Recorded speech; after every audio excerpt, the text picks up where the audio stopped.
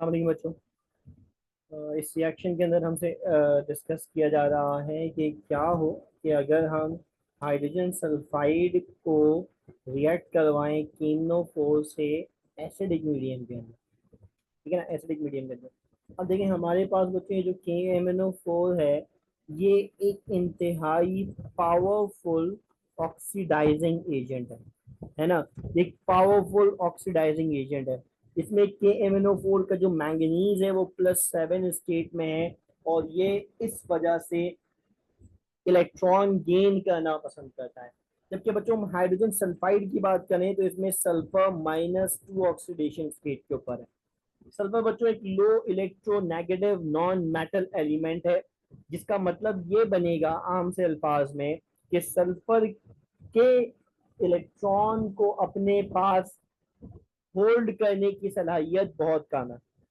As a result यहाँ जो sulphur H2S का है, मानो सल्फाइड आइन जो है, ये बच्चों दरअसल रिड्यूसिंग एजेंट के तौर पे काम करता है।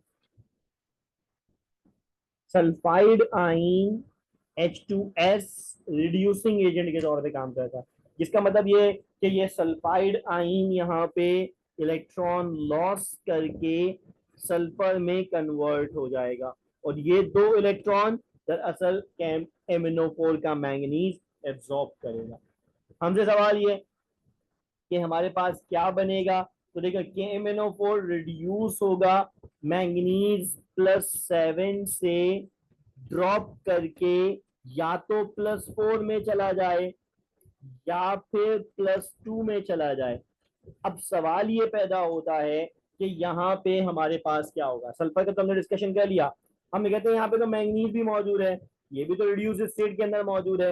हम बोलेंगे देखें इस सवाल के अंदर उन्होंने टर्म इस्तेमाल करी है एसिडिफाइड की, और ये यहाँ पे दरअसल इन दो ऑप्शंस के दरमियान डिफरेंस पैदा करेगी।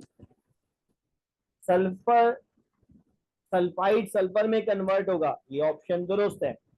मैंगनीज रिड्यूस होगा +7 से, तो भाई +4 में भी तो जा सकता है, तो फिर ये वाला ऑप्शन भी दुरुस्त हो सकता है। अब इन दोनों में से कौन सा चूज करें हम, तो इसका फैसला करेगा एसिडिफाइड। और वो क्या है बच्चों कि जब मैंगनीज एसिड मीडियम में रिएक्ट करे और बताए कि मैं ऑक्सीडाइजिंग एजेंट हूं, केमनोफोर जब एसिड मीडियम में होता है तो वो +2 बनाता है, और जब बेस मीडियम में होता है या फिर न्यूट्रल मीडियम में होता है तो वो मैंगनीज +4 मानो मैंगनीज डाइऑक्साइड बनाता है।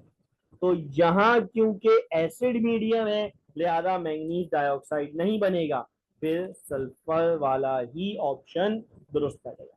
सही है। तो ये बड़ा ट्रिकी क्वेश्चन है जिसको ध्यान में रखना था, और बड़ा ट्रिकी क्वेश्चन है। ठीक है, चलो, थैंक यू मच।